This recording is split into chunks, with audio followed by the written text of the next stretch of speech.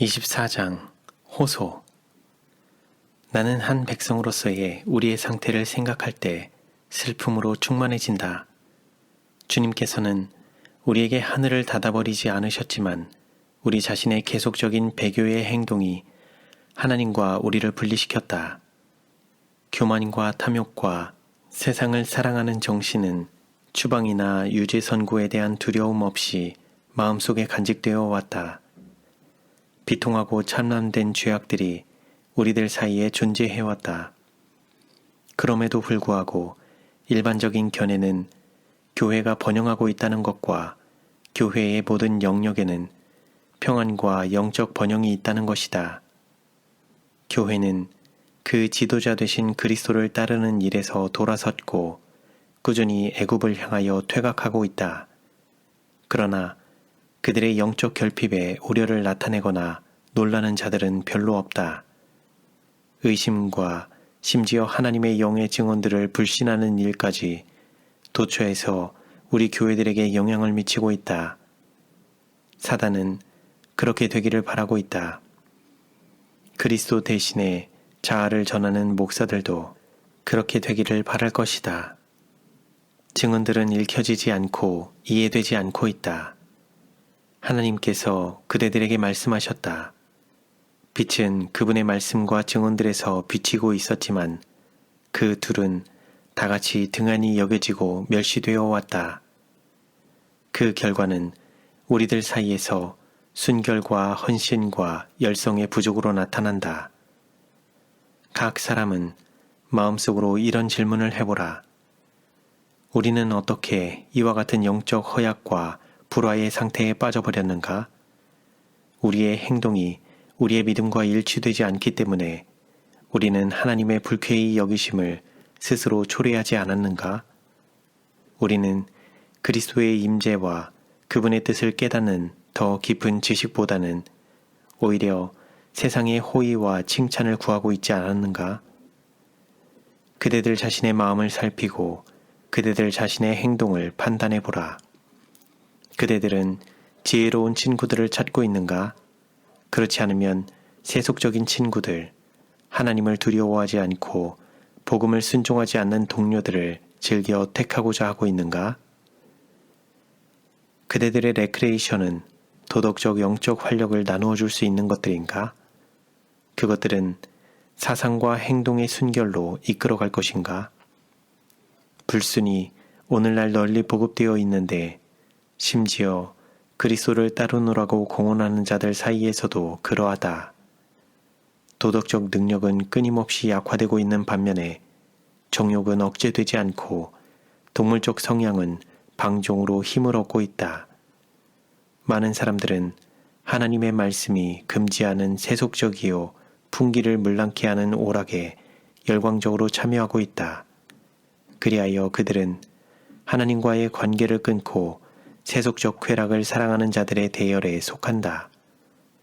대홍수 이전의 사람들과 평온의 도시들을 멸망시킨 죄들은 오늘날 단순히 이교의 지역에서 또한 이른바 일반 그리스도교회에서 뿐만 아니라 인자의 오심을 고대하고 있노라고 공언하는 어떤 사람들에게도 존재한다. 만일 하나님께서 이 죄들을 그분의 눈에 나타나는 그대로 그대들 앞에 제시해 주실 것 같으면 그대들은 수치와 공포로 충만해질 것이다. 그러면 이 우려를 자아내는 상태는 무엇 때문에 생겼는가? 진정한 회개를 하지 않은 많은 사람들이 진리의 이론을 받아들였다. 나는 무엇에 관하여 말하고 있는지 안다. 죄를 진정으로 슬퍼하는 자, 중생하지 못한 본성의 타락상을 심각하고 예리하게 깨닫는 자는 별로 없다. 돌과 같은 마음이 부드러운 마음으로 바뀌어지지 않는다. 반석 대신 그리스도 위에 떨어져 깨어지기를 바라는 자들은 별로 없다. 그대들이 누구이든지 그대들의 생애가 어떠했든지 상관없이 그대들은 오직 하나님께서 정하신 방법을 통해서만 구원을 받을 수 있다. 그대들은 회개해야 한다. 그대들은 속절없는 상태 그대로 반석 되신 예수 그리스도 위에 떨어져야 한다. 그대들은 의사의 필요를 느껴야 하고 죄의 유일한 치료제인 그리스도의 피가 필요함을 느껴야 한다. 이 치료제는 하나님께 회개하고 우리 주 예수 그리스도를 믿음으로써만 얻을 수 있다. 여기에 그리스도인이라고 공언하는 많은 자들, 또한 그리스도의 일꾼이라고 공언하는 많은 자들에 의하여 여전히 시작되어야 할 사업이 있다. 옛날의 바리새인들처럼 그대들 중 많은 사람들은 구주의 필요를 느끼지 않는다. 그대들은 자부심이 강하고 교만하다. 그리스도께서는 내가 의인을 부르러 온 것이 아니요 죄인을 부르러 왔노라고 말씀하셨다. 그리스도의 피는 정결케 하는 그 능력의 필요를 느끼는 자들 외에는 아무에게도 효력을 나타내지 못할 것이다. 우리가 하나님의 자비를 요구할 권리가 조금도 없을 때 그리스도께서 즐겨 우리의 구속을 담당하신 것은 얼마나 뛰어난 사랑이며 겸손인가. 그러나 우리의 크신 의원께서는 모든 영혼에게 주저하지 않는 순종을 요구하신다.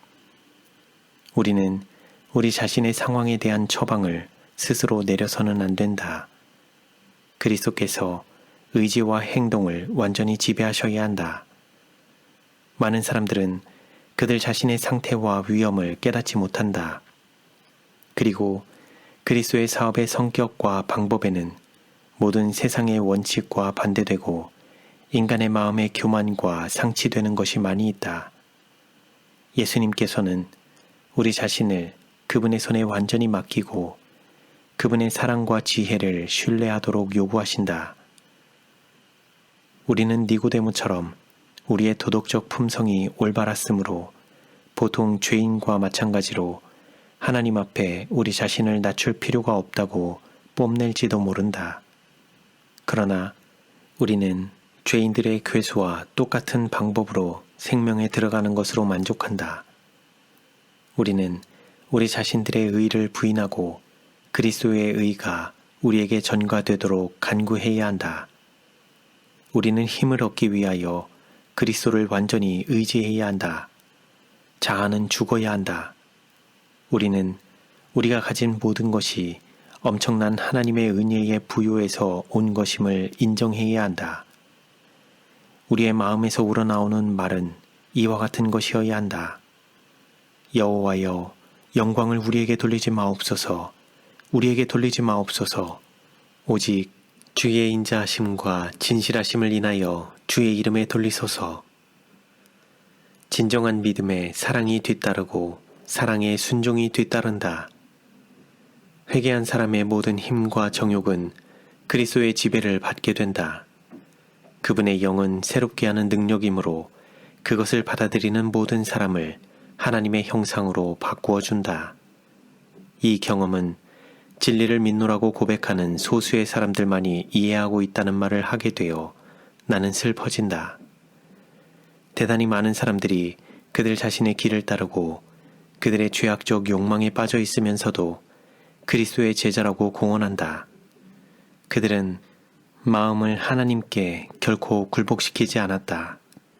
어리석은 처녀들처럼 그들은 등과 함께 은혜의 기름을 그릇에 담는 일을 등한히 했다.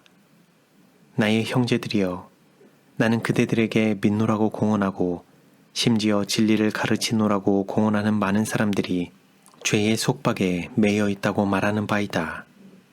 저열한 정욕은 마음을 더럽히고 심령을 부패케 한다. 가장 비열한 죄악 가운데 있는 어떤 사람들은 사단을 더욱 효과적으로 섬기기 위하여 하늘의 제복을 빌려 입었다. 하나님께로서 난 자마다 죄를 짓지 아니하나니 그는 자신이 그리스도의 피로 사신 바 되고 하나님의 소유인 몸과 정신으로 하나님께 영광을 돌리겠다는 가장 엄숙한 서약에 매여 있음을 느낀다. 죄를 사랑하는 마음과 자아를 사랑하는 마음은 그의 속에서 정복된다. 그는 날마다 이렇게 물어본다. 여호와여, 내게 주신 모든 은혜를 무엇으로 보답할꼬? 주여, 나로 무엇을 하게 하시려나이까? 진실한 그리스도인은 그리스도의 멍에가 목을 괴롭히고 있다고 결코 불평하지 않을 것이다. 그는 예수님을 섬기는 일이 가장 진정한 자유라고 생각한다. 하나님의 율법은 그에게 기쁨이 된다. 그는 자신의 부족에 맞추고자 하나님의 명령을 낮은 표준으로 내리고자 하는 대신에 그 명령을 이루는 수준을 높이고자 끊임없이 노력하고 있다. 우리가 하나님의 날에 서기 위하여 준비하고자 하면 그와 같은 경험은 우리의 경험이 되어야 한다. 이제 은혜의 시기가 지체되고 있는 동안, 자비의 음성이 아직 들리고 있는 동안은 우리가 죄를 버릴 수 있는 시간이다. 도덕적 흑암이 장래의 휘장처럼 땅을 덮고 있는 동안 하나님의 깃발을 든 자들의 빛은 더욱 밝게 비추고 하늘의 빛과 사단의 흑암을 구분해 나타내야 한다. 하나님께서는 우리가 그분의 은혜 안에 완전히 설 수 있는 충분한 준비를 해주심으로 아무것도 부족이 없이 우리 주님의 나타나심을 기다리게 해주셨다. 그대들은 준비하고 있는가? 그대들은 혼인 예복을 입고 있는가? 그 의복은 속임과 불순과 타락과 위선을 결코 가리워주지 않을 것이다. 하나님의 눈은 그대들을 주시하고 있다. 그것은 사상과 마음의 의도를 알아낸다. 우리는 우리의 죄를 사람들의 눈에서는 숨길 수 있을지라도 우리의 창조주에게는 아무것도 숨길 수 없다. 하나님께서는 당신의 아들을 아끼지 않으시고 우리의 범죄함을 인하여 죽음에 내어주시고 우리를 의롭게 하시기 위하여 다시 살리셨다. 그리스도를 통하여 우리는 우리의 소원을 은혜의 보좌 앞에 아뢰을 수 있다. 우리는 무가치하지만 그분을 통하여 모든 영적 축복을 얻을 수 있다. 우리는 생명을 얻기 위하여 그분께 나오고 있는가? 우리는 어떻게 우리 스스로 하나님의 선하심과 그분의 사랑을 알 수 있는가? 시편 기자는 우리에게 듣고 알 것이 아니고 읽고 알 것이 아니고 믿고 알 것이 아니라 여호와의 선하심을 맛보아 알지어다 라고 말한다. 다른 사람의 말에 의존하는 대신에 그대들 스스로 맛을 보라. 경험은 실험으로 얻은 지식이다. 체험적 신앙이 오늘날 필요하다. 여호와의 선하심을 맛보아 알지어다. 어떤 사람들, 사실상 많은 수의 사람들은 신앙적 진리에 대한 이론적 지식은 가지고 있지만 새롭게 하는 하나님의 능력을 그들의 마음에 결코 느껴본 적이 없다. 이 사람들은 성령에 의하여 기록된 경고와 책망과 교훈의 증언들에 유의하는 일에 언제나 느리다. 그들은 하나님의 진노를 믿지만 그것을 피하기 위하여 아무런 열렬한 노력을 하지는 않는다. 그들은 하늘을 믿지만 그것을 얻기 위하여 희생하지 않는다. 그들은 영혼의 가치를 믿으며 오래지 않아 그 구속은 영원히 끝나게 된다는 것을 믿는다. 그럼에도 불구하고 그들은 하나님과 화목할 수 있는 가장 귀중한 기회들을 등한히 한다. 그들은 성경을 읽을 것이다. 그러나 성경의 위협적인 경고가 경성하게 하지 않고 그 약속이 그들과 함께 하지도 않는다. 그들은 탁월한 일들을 인정하지만 하나님께서 가지 말도록 금하신 길을 따른다. 그들은 피난처를 알고 있지만 그것을 이용하지 않는다. 그들은 옳은 것을 알고 있지만 그것을 즐기지 않는다. 그들의 모든 지식은 그들의 정죄를 가중시킬 뿐이다. 그들은 여호와께서 선하시다는 사실을 결코 맛보지 않았고 경험을 통하여 배우지 않았다. 그리스도의 제자가 되는 것은 자기를 부인하고 평판이 좋든 나쁘든 예수님을 따라가는 것이다. 오늘날 이렇게 하고 있는 자는 별로 없다. 많은 사람들은 거짓되이 예언한다. 그리고 사람들은 그것을 그대로 받아들이기를 좋아한다. 그러나 거기서부터 결과적으로 무엇이 이루어질 것인가? 그들의 일이 그 모든 결과와 함께 하나님 앞에서 검토될 때 어떤 결정이 내릴 것인가? 그리스도인의 생애는 하나의 싸움이다. 사도 바울은 그가 믿음의 선한 싸움을 싸울 때 정사와 권세를 대항하여 싸우고 있었다고 말한다. 다시 그는 너희가 죄와 싸우되 아직 피 흘리기까지는 대항치 아니한다고 주장한다. 과연 그렇다. 오늘날은 죄를 간직하고 변명한다. 예리한 성령의 검, 하나님의 말씀이 심령을 쪼개지 않는다. 신앙이 바뀌었는가? 하나님께 대한 사단의 적이는 감소되었는가? 신앙생애는 한때 어려움을 가져다주고 극기를 요구했다. 그러나 오늘날은 모든 것이 매우 쉬워졌다. 그 이유는 무엇인가? 하나님의 백성이라고 공언하는 자들이 흑암의 세력과 타협해왔다. 엄격한 증언이 되살아나야 한다. 하늘로 향해 가는 길은 우리 구주의 시대보다 오늘날 더 순탄한 것은 아니다. 우리의 모든 죄는 버려져야 한다. 우리의 신앙생애를 방해하는 모든 방종은 끊어버림을 당해야 한다. 만일 우리에게 거치는 것이 된다면 오른눈이나 오른손도 희생되어야 한다. 우리는 즐겨 우리 자신의 지혜를 버리고 어린아이처럼 하늘나라를 받아들이고자 하는가?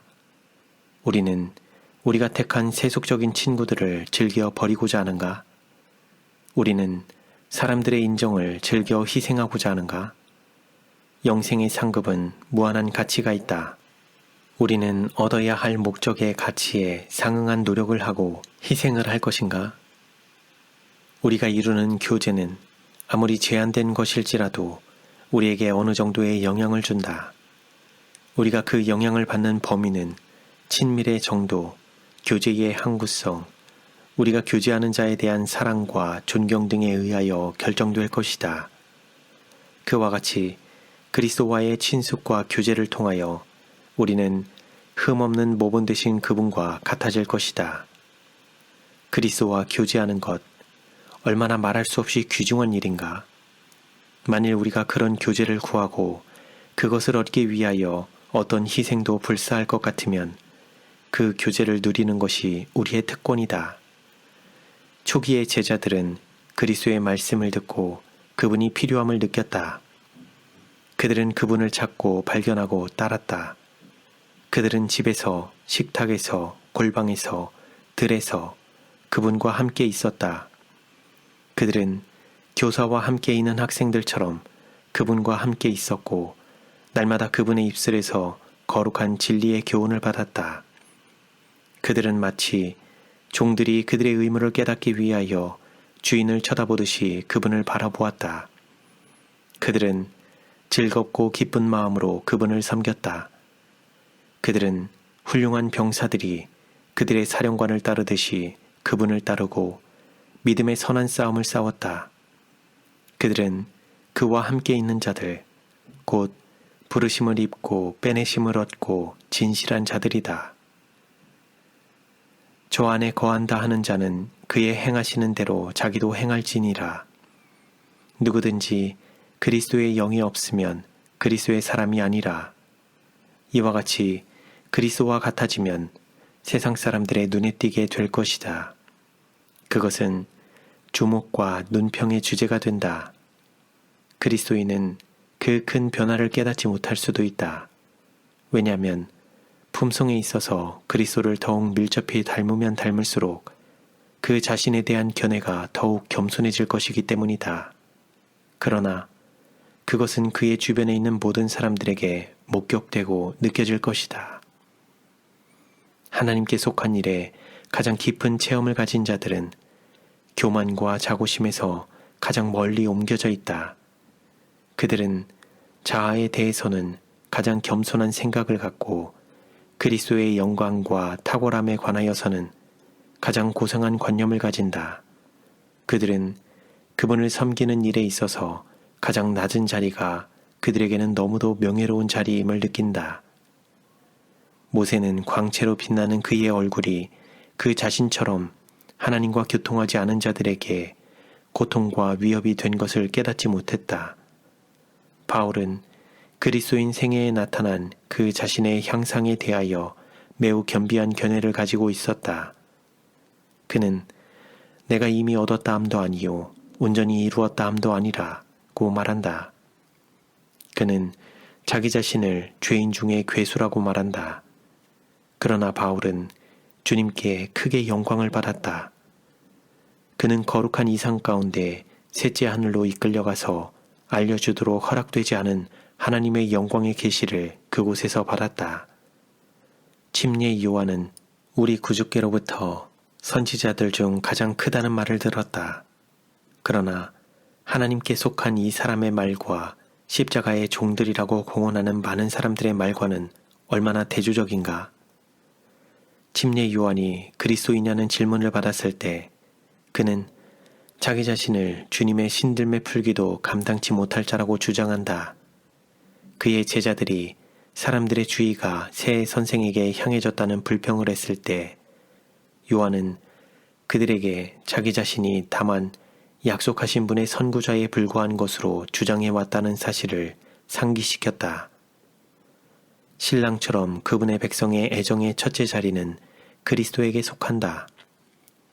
서서 신랑의 음성을 듣는 친구가 크게 기뻐하나니 나는 이러한 기쁨이 충만하였노라. 그는 흥하여야 하겠고 나는 쇠하여야 하리라 하니라. 위로부터 오시는 이는 만물 위에 계시고 그의 증거를 받는 이는 하나님을 참되시다 하여 인쳤느니라. 오늘날 하나님의 사업에 필요한 것은 이러한 일꾼들이다. 자부심이 강하고 질투심과 시기심이 많고 비평적이고 흠을 찾기를 좋아하는 자들은 그분의 거룩한 사업에 사용되지 않는 것이 좋을 것이다. 비록 그들이 어떤 선한 일을 성취할 수 있을지라도 그들은 목회직에 용납되지 않아야 할 것이다. 하나님께서는 사람들이나 재물이 없어서 괴로움을 겪지는 않으신다. 그분은 진실하고 성실하며 순결하고 거룩한 일꾼들, 속죄하는 그리스도의 피와 거룩하게 하는 그분의 영의 은혜가 필요함을 느끼는 자들을 부르신다. 나의 형제들이여, 하나님은 그대들의 질투와 시기, 그대들의 가혹함과 분쟁 때문에 슬퍼하신다. 이 모든 일을 통하여 그대들은 사단에게 순종하고 있지만 그리스도께는 순종하지 않고 있다. 우리가 원칙에 확고하고 의무에 두려움이 없고 하나님의 사업에 열성이 있으면서도 모든 사람에게 겸손하고 겸비하며 온유하고 부드럽고 인내하며 그리스도께서 위하여 돌아가신 영혼들에게 사랑을 나타내고 즐겨 용서해주는 사람들을 볼 때 우리는 그들이 그리스도인인가를 물어볼 필요가 없다. 그들은 예수님과 함께 있었고 또한 그분에게서 배운 분명한 증거를 제시한다. 사람들이 그것과 반대의 기질을 나타낼 때 그들이 교만하고 허황되고 경솔하고 세속적인 마음을 나타내고 탐욕적이고 불친절하고 비판적일 때 우리는 그들이 누구와 교제하고 있으며 그들의 가장 친한 친구가 누구인지 들을 필요가 없다.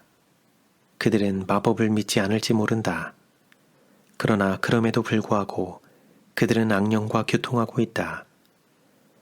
이런 부류의 사람들에게 나는 이렇게 하는 바이다. 자랑하지 말라. 진리를 거스려 거짓하지 말라. 이러한 지혜는 위로부터 내려온 것이 아니요 세상적이요 정욕적이요 마귀적이니 시기와 다툼이 있는 곳에는 요란과 모든 악한 일이 있음이니라. 오직 위로부터 난 지혜는 첫째 성결하고 다음에 화평하고 관용하고 양순하며 긍휼과 선한 열매가 가득하고 편벽과 거짓이 없나니 화평케 하는 자들은 화평으로 심어 의의 열매를 거두느니라. 바리새인들과 사두개인들이 침례 요한에게 몰려왔을 때 그 담대한 의의 전도자는 그들에게 말했다. 독사의 자식들아, 누가 너희를 가르쳐 임박한 진노를 피하라 하더냐. 그러므로 회개에 합당한 열매를 맺고 이 사람들은 합당치 못한 동기로 요한에게 나왔다. 그들은 유해한 원칙을 품고 타락한 행동을 하는 자들이었다. 그러나 그들은 그들의 참 상태를 깨닫지 못하였다. 교만과 야심으로 충만해진 그들은 그들 자신을 높이고 사람들에게 그들의 영향을 강화시키는 일에 있어서 어떤 수단도 서슴지 않을 것이었다. 그들은 이런 계획을 더 잘 실천하기 위하여 요한의 손에 침례를 받고자 나왔다. 요한은 그들의 동기를 읽었으므로 엄격한 질문으로 그들을 대했다. 누가 너희를 가르쳐 임박한 진노를 피하라 하더냐? 만일 그들이 그들의 마음에 말씀하고 계시는 하나님의 음성을 들었을 것 같으면 그들은 회개에 합당한 열매를 맺음으로써 그 사실에 대한 증거를 보였을 것이다. 그러나 그런 열매는 보이지 않았다. 그들은 단순히 그 경고를 사람의 음성으로 들었다. 그들은 요한이 말하는 능력과 담대함에 마음이 끌렸다. 그러나 하나님의 영이 그들의 마음에 확신을 주지 않았으므로 필연적 결과로 영생에 이르는 열매를 맺지 못했다. 그들은 마음의 변화에 대한 증거를 보이지 않았다. 요한은 그들에게 변화시키는 성령의 능력이 없으면 외형적 의식이 그들에게 아무런 유익이 안 된다는 것을 깨닫게 하고자 했다. 그 선지자의 책망은 오늘날의 많은 사람들에게 적용된다. 그들은 진리를 지지하는 분명하고 확신 있는 논증을 부정할 수 없다. 그러나 그들은 그것을 하나님의 계시로서보다는 인간적 추론의 결과로 받아들인다. 그들은 죄인된 그들의 상태에 대한 진정한 깨달음이 없고 진정으로 마음을 깨뜨리는 일을 나타내지 않는다. 오히려 바리새인들처럼 그들은 그들에게 있어서 진리를 받아들이는 것은 큰 비하라고 생각한다. 그리스도의 정신이 전혀 없고 질투, 시기, 또한 칭찬과 인기를 사랑하는 마음이 그들을 지배하고 있음에도 불구하고 그들 자신의 업적 때문에 교만으로 충만한 독선적인 형식주의자들보다 하늘나라에서 더 먼 사람은 없다.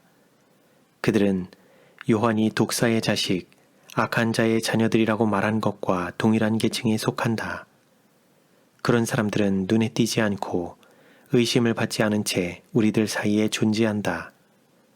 그들은 가장 부도덕한 방탕자보다 더 효과적으로 사단의 사업에 봉사한다. 왜냐하면 방탕자는 그의 참 모습을 가장하지 않고 그의 상태를 그대로 나타내기 때문이다. 하나님께서는 회개에 합당한 열매를 요구하신다. 그런 열매가 없으면 우리의 신앙 고백은 아무 가치가 없다. 주님께서는 그분의 이름을 결코 부른 적이 없는 자들 사이에서도 진실한 신자들을 일으키실 수 있다. 속으로 아브라함이 우리의 조상이라고 생각지 말라. 내가 너희에게 이르노니 하나님이 능히 이 돌들로도 아브라함의 자손이 되게 하시리라.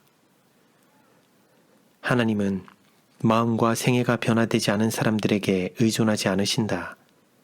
그분은 죄를 범하고 있는 어떤 사람에게도 호의를 보이지 않으실 것이다. 이미 도끼가 나무 뿌리에 놓였으니 좋은 열매 맺지 아니하는 나무마다 찍혀 불에 던지우리라. 의의 사업을 등한히 하면서 목사를 칭찬하고 죽여 세우는 자들은 그들이 목사에게 돌아온 것이지 하나님께 돌아온 것이 아니라는 분명한 증거를 보여준다. 우리는 누가 너희를 가르쳐 임박한 진노를 피하라 하더냐 라고 묻는 바이다. 하나님께서 보내신 기별을 통하여 그대들이 들은 것은 성령의 음성이었는가? 그렇지 않으면 사람의 소리였는가? 맺힌 열매가 나무의 성격을 증거할 것이다. 외형적 형식이 우리를 정결케 할 수 없다. 가장 성자다운 사람이 집리한 의식도 성령의 침례를 대신할 수 없다. 하나님의 성령께서 마음에 역사하셔야 한다. 거듭나게 하는 그 능력을 경험하지 않은 모든 사람은 알곡 가운데 있는 쭉정이이다. 우리 주님께서는 손에 키를 들고 타작마당을 철저하게 정하게 하실 것이다. 그분께서는 장차 하나님을 섬기는 자와 섬기지 아니하는 자를 분별하실 것이다. 그리스도의 영은 하나님께로서 난 모든 사람들 안에서 드러날 것이다. 투쟁과 싸움은 성령으로 지배받는 자들 사이에서는 생길 수 없다. 여호와의 기구를 매는 자여 스스로 정결케 할지어다. 교회는 그 목사가 견지하는 표준보다 더 높이 올라가는 일은 거의 없을 것이다. 우리는 회개한 목사와 회개한 백성이 필요하다. 마치 그들이 회개해야 할 자인 것처럼 영혼들을 돌보는 목사들은 양떼들을 평강과 거룩함의 길로 이끌어갈 것이다. 이 사업에서의 그들의 성공은 그들이 은혜와 진리를 아는 지식 가운데서 자라나는 성장에 비례될 것이다. 교사들의 영혼과 육체와 정신이 거룩해질 때 그들은 그와 같은 성화의 중요성을 백성들에게 감명 깊이 새겨줄 수 있다. 무심한 방법으로 신앙적 문제들에 관하여 이야기하고 진정한 심령의 갈급성과 산 믿음 없이 영적 축복을 위하여 기도하는 것은 별로 효력이 없다. 그리스도의 주변으로 가까이 밀려간 방황하는 군중은 그 접촉에서 생명의 능력을 깨닫지 못했다. 그러나 불쌍하고 고통받는 여인이 큰 필요를 느끼고 손을 뻗어 예수님의 옷자락을 만졌을 때 그는 치료의 능력을 느꼈다. 그의 접촉은 믿음의 접촉이었다. 그리스도께서는 그 접촉을 아시고 마지막 때까지 그분을 따르는 모든 사람들을 위한 교훈을 거기서 주시고자 작정하셨다. 그분께서는 능력이 당신에게서 나간 줄 아시고 무리를 돌아보시면서 누가 내 옷에 손을 대었느냐고 말씀하셨다. 제자들은 그런 질문에 놀라서 무리가 에워싸 미는 것을 보시며 누가 내게 손을 대었느냐 물으시나이까? 라고 대답했다. 예수님께서는 이렇게 한 여자를 주목하셨다. 그 여자는 공포에 사로잡혔다. 그에게는 큰 기쁨이었다. 그러나 그는 주제넘은 일을 했던가? 그에게 이루어진 것을 알고 그는 떨면서 나와서 예수님 발 앞에 엎드려 모든 사실을 다 말했다. 그리스도께서는 그를 책망하지 않으셨다. 그분은 부드럽게 평안히 가라. 내 병에서 놓여 건강할지어다. 라고 말씀하셨다. 여기에서 무관심한 접촉과 믿음의 접촉이 구별되었다. 하나님을 믿는 산 믿음의 활용이 없는 기도와 설교는 허지로 돌아갈 것이다. 그러나 믿음의 접촉은 우리에게 하늘의 능력과 지혜의 보고를 열어준다. 그리하여 진흙으로 된 기구들을 통하여 하나님께서는 그분의 은혜의 이적들을 이루신다. 이러한 살아있는 믿음이 오늘날 우리에게 크게 필요하다. 우리는 예수님이 진실로 우리의 소유임을 알아야 하고 그분의 정신이 우리의 마음을 정결케 하고 세련되게 하고 있음을 알아야 한다. 만일 그리스도의 종들이 온유와 사랑과 함께 진정한 믿음을 가진다면 그들이 어떤 사업을 이루겠는가? 어떤 열매가 하나님의 영광을 위하여 나타나겠는가? 나의 형제들이여, 그대들의 육신적 방심에서 그대들을 깨우기 위하여 내가 무슨 말을 할 수 있겠는가? 나는 그대들의 위험을 보았다.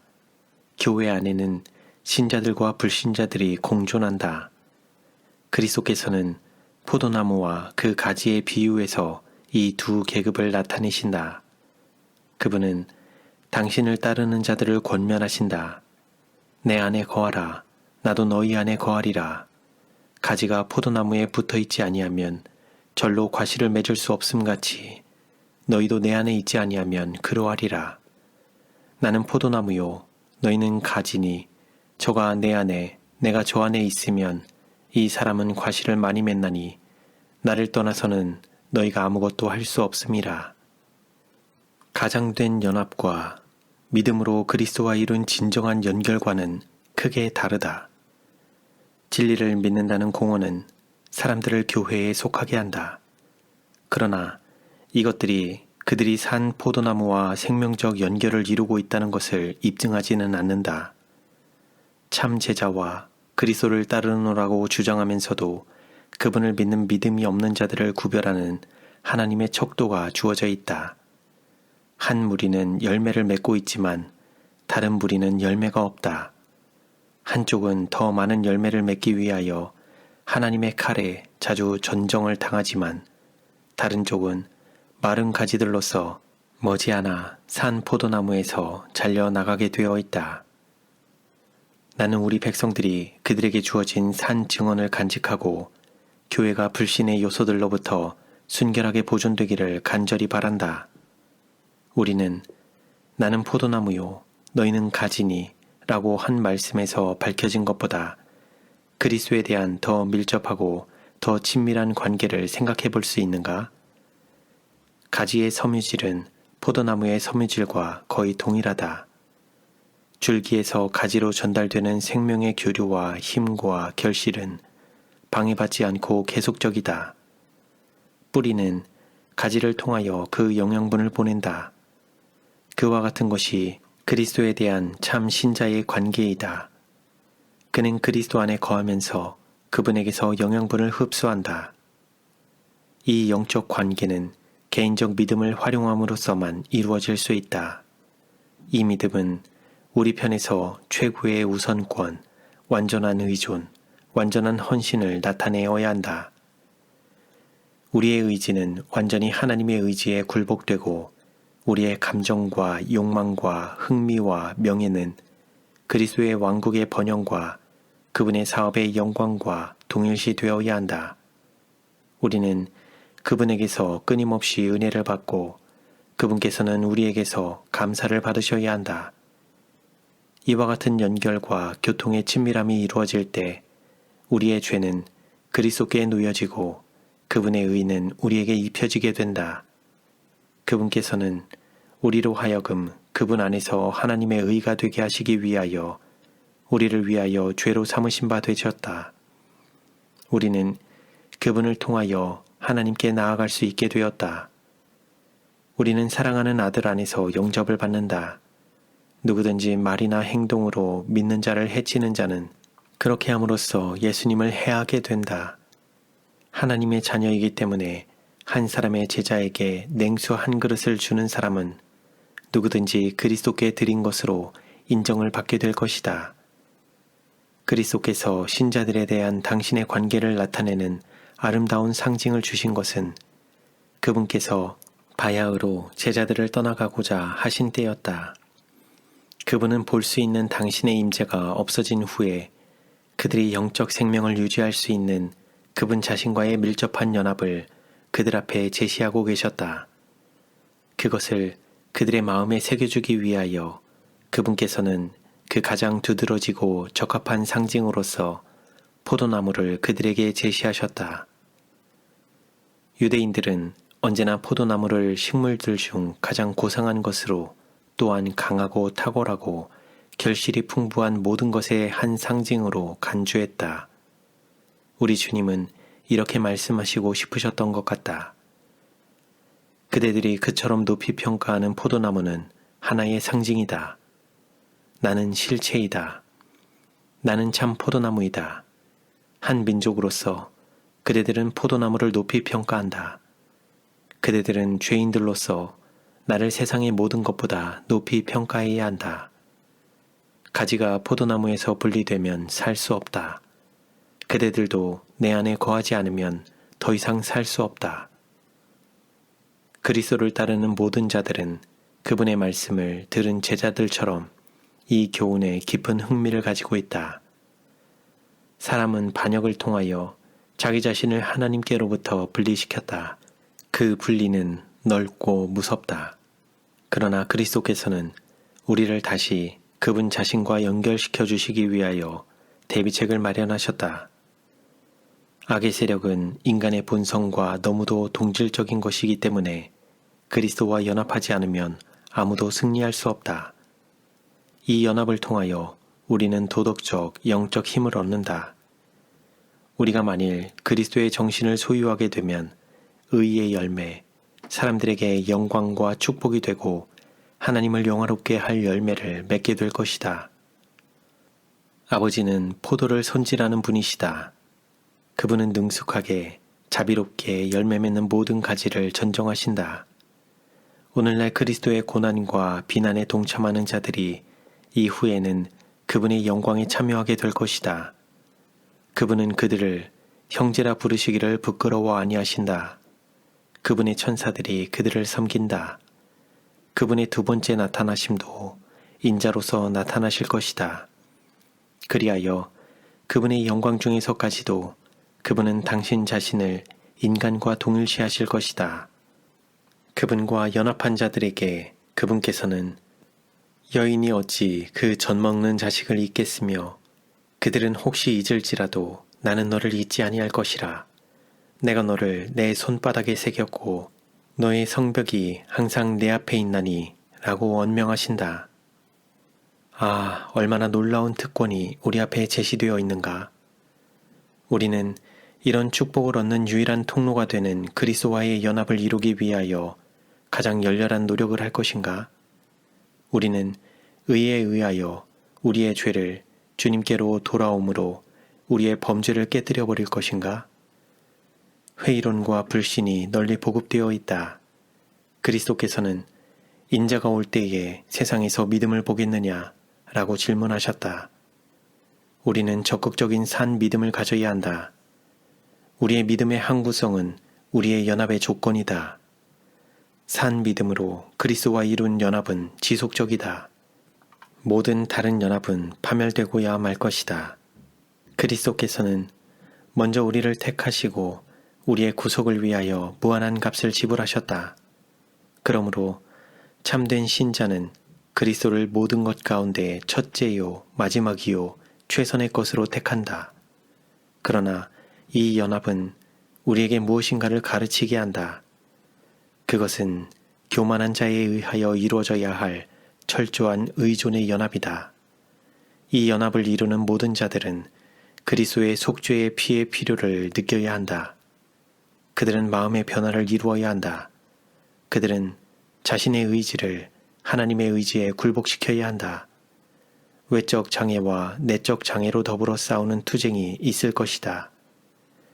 애착의 과업은 물론이요, 괴로운 분리의 과업도 있어야 한다. 우리가 그리스도와 연합을 이루려면 교만, 이기심, 허영, 세속적인 것, 모든 형태의 죄를 이겨야 한다. 많은 사람들이 그리스도 인생에는 그처럼 통탄스럽게도 어렵다고 생각하고 그들이 그처럼 변덕스럽고 그처럼 가변적인 이유는 이 간직된 우상들로부터 먼저 그들 자신을 분리시키지 않고 그들 스스로를 그리스도께 결합시키고자 노력하기 때문이다. 그리스도와의 연합이 이루어진 후에는 오직 열렬한 기도와 불굴의 노력을 통해서만 그것이 유지될 수 있다. 우리는 자아를 저항하고 자아를 부인하고 자아를 정복해야 한다. 그리스도의 은혜를 통하여 용기와 믿음과 경계로서 우리는 승리를 얻을 수 있다. 신자들은 그리스도 안에서 하나가 된다. 그러나 하나의 가지는 다른 가지에 의하여 지탱될 수 없다. 포도나무와의 산 연결을 통하여 영양분이 섭취되어야 한다. 우리는 그리스도께 완전히 의존할 필요를 느껴야 한다. 우리는 하나님의 아들을 믿는 믿음으로 살아야 한다. 그것이 내 안에 거하라는 명령의 의미이다. 우리가 육체 가운데 사는 삶은 사람들의 뜻을 따르기 위함이 아니고 우리 주님의 원수들을 기쁘게 하기 위함도 아니며 우리를 사랑하시고 우리를 위하여 당신 자신을 주신 분을 섬기고 영화롭게 하기 위함이다. 애정이 세상과 그 쾌락과 그 방탕에서 분리되지 않고 이 연합에 동의하는 것만으로는 불순종하는 일에 마음을 담대하게 만들 뿐이다. 우리는 한 백성으로서 믿음과 사랑이 슬프게도 결핍되어 있다. 우리의 노력은 우리가 사는 위기의 때를 위하여 너무 약하다. 우리를 두르고 있는 교만과 방종, 불경과 죄는 우리에게 영향을 미치고 있다. 할 수 있는 대로 신앙생애에 불리한 모든 교제를 피하는 일의 중요성을 깨닫는 자는 별로 없다. 환경을 택할 때에 그들의 영적 번영을 먼저 생각하는 자는 별로 없다. 부모들은 시골에서보다 생계를 유지하기가 더 쉽다고 생각하기 때문에 그들의 가족과 함께 도시로 모여든다. 자녀들은 학교에 있지 않을 때는 아무것도 할 일이 없으므로 거리에 교육을 받는다. 이들은 나쁜 친구들에게서 부도덕과 방탕의 습관을 배운다. 부모들은 이 모든 것을 본다. 그러나 그들의 잘못을 고쳐주는 데는 희생이 요구될 것이다. 그러므로 그들은 사단이 자녀들을 완전히 지배할 때까지 그들이 있는 곳에 머물게 된다. 그대들에게 맡겨진 귀중한 영혼들을 위험에 처하게 하는 것보다는 그것이 어떤 것이든지 간에 모든 세속적 유익을 희생하는 것이 더 낫다. 그들은 유혹의 맹렬한 공격을 받을 것이므로 그것들을 대항하도록 가르침을 받아야 한다. 그러나 그대들 자신과 그대들의 가족을 하나님께 가장 거리낌 없고 솔직하고 진심으로 헌신하지 못하게 하는 모든 영향력을 끊어버리고 모든 습관을 깨뜨리고 모든 유대를 잘라버리는 것이 그대들의 의무이다. 사람들이 몰려있는 도시 대신에 할 수 있는 대로 그대들의 자녀들이 유혹에서 보호받을 수 있는 어떤 한적한 환경을 찾아서 거기서 그들을 유용한 사람이 되도록 훈련하고 교육시켜라. 선지자 에스겔은 소돔을 범죄와 멸망으로 이끈 원인들을 이와 같이 열거한다. 그와 그 딸들에게 교만함과 식물의 풍족함과 태평함이 있음이며 또 그가 가난하고 궁핍한 자를 도와주지 아니하며 소돔의 운명을 피하고자 하는 모든 자들은 그 악한 도시에 하나님의 심판을 초래한 그 길을 피해야 한다. 나의 형제들이여, 그대들은 그대 자신과 그대의 자녀들을 하나님께 바치는 일을 등한히 하므로 가장 거룩한 하나님의 요구들을 무시하고 있다. 그대들 중 많은 사람들은 이기적인 관심에 몰두되고 세속적인 보화에 마음이 끌린 채 거짓된 안전 속에 편히 쉬고 있다. 그대들은 악을 무서워하지 않는다. 위험은 멀리 떨어져 있는 것처럼 보인다. 그대들이 각성하여 회개와 겸손으로 여호와께 돌아가지 않으면 그대들은 기만당하고 미혹당하여 영원한 멸망을 당할 것이다. 거듭 하늘에서 온 음성은 그대들에게 말하였다. 그대들은 이 음성에 순종하겠는가? 그대들은 불로 연단한 금과 흰옷과 안약을 구하라는 참된 증인의 권면에 유의할 것인가? 금은 믿음과 사랑이며 흰옷은 그리스도의 의이다. 그리고 안약은 그대들로 하여금 사단의 간계를 깨달아 그것들을 피하게 해주고 죄를 찾아내어 그것을 증오하게 하고 진리를 깨닫고 그것을 순종하게 해주는 영적 식별력이다. 세상의 치명적인 혼수 상태는 그대들의 감각을 마비시키고 있다. 그대들이 사단에 의하여 눈이 어두워져 있기 때문에 죄가 더 이상 불쾌하게 보이지 않는다. 하나님의 심판은 미구의 지상에 쏟아지려 하고 있다. 도망하여 생명을 보존하라 는 말은 하나님의 천사들이 한 경고이다. 그러나 이렇게 말하는 다른 음성도 들린다. 흥분하지 말라. 특별히 놀랄 이유는 없다. 하늘은 범죄한 자에게 신속한 멸망이 바야흐로 임하고 있다고 선포하고 있는데 시온에서 안락하게 있는 자들은 평안하다 안전하다고 부르짖는다. 젊은이들, 경박한 자들, 쾌락을 사랑하는 자들은 이 경고를 쓸데없는 이야기로 생각하고 조롱하면서 돌아선다. 부모들은 그들의 자녀들이 그 문제에 있어서 대체로 올바를 것이라고 생각하면서 모두 평안하게 잠을 잔다. 옛 세상이 멸망될 때와 소돔과 고모라가 불로 소멸될 때도 그러했다. 그들의 멸망 전야에 그 평온의 도시들은 쾌락으로 떠들썩했다. 롯은 그의 공포와 경고 때문에 조소를 받았다. 그러나 불꽃 가운데서 멸망당한 것은 그 조롱자들이었다. 바로 그 밤에 자비의 문은 악한 자들, 곧 부주의한 소돔의 거민들에게 영원히 닫혀졌다. 영혼들의 운명을 손에 쥐고 계시는 분은 하나님이시다. 그분은 항상 조롱을 받지만은 않으실 것이다. 그분은 반드시 희롱당하지만은 않으실 것이다. 이미 그분의 심판은 땅에 임하고 있다. 사납고 무서운 폭풍은 지나가면서 파멸과 죽음을 남긴다.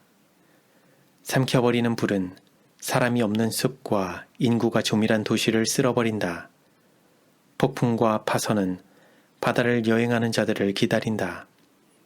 사고와 재난은 육지를 여행하는 모든 자들을 위협한다.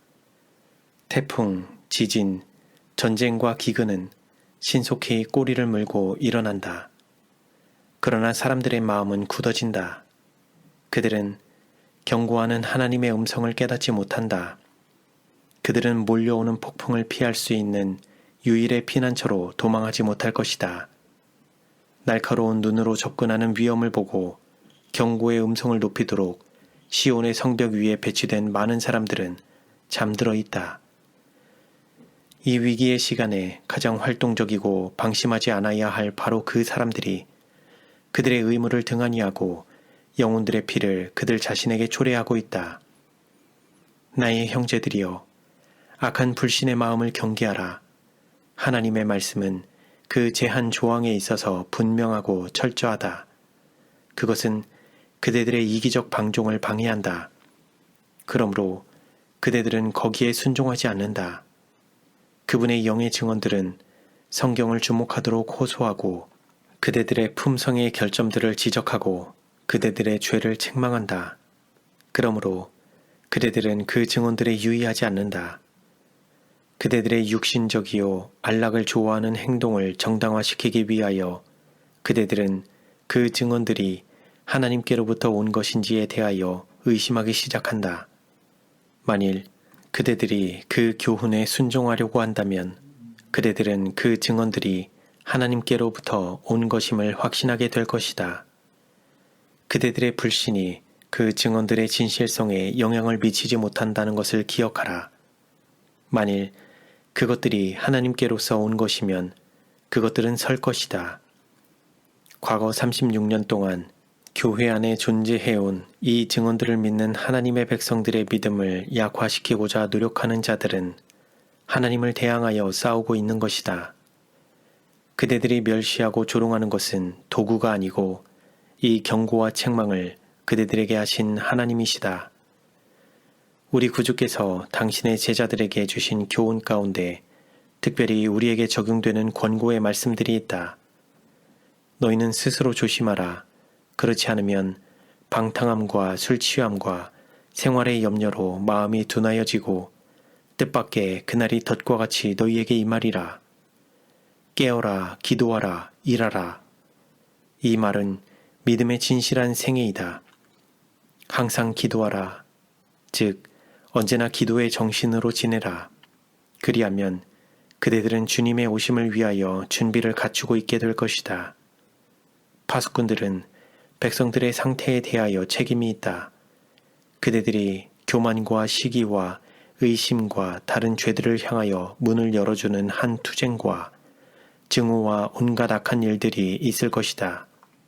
온유하고 겸손하신 분, 예수님께서는 그대들의 손님으로 들어오게 해달라고 요청하신다. 그러나 그대들은 그분께 들어오시라는 말을 하기를 두려워한다. 그분은 구약과 신약에서 다 같이 우리에게 말씀해 오셨다. 그분은 당신의 영과 당신의 섭리를 통하여 여전히 우리에게 말씀하고 계신다. 그분의 교훈은 사람들을 하나님께 진실하고 자기 자신에게 진실하게 만드시고자 의도된 교훈이다. 예수님은 인류에게 완전하고 철저한 모본을 남기시기 위하여 인성을 취하셨다. 그분은 모든 목적과 감정과 사상에 있어서 진실, 즉 마음과 영혼과 생애에 있어서 진실하신 당신 자신과 같게 우리를 꼴지우시겠다고 제안하신다. 이것이 그리스도교이다. 우리의 타락한 본성은 진리를 순종함으로 순결해지고 고상해지고 성별되어야 한다. 그리스도인 신앙은 세속적 원칙들과 결코 조화될 수 없다. 그리스도인의 정직은 모든 기만과 가장 반대된다.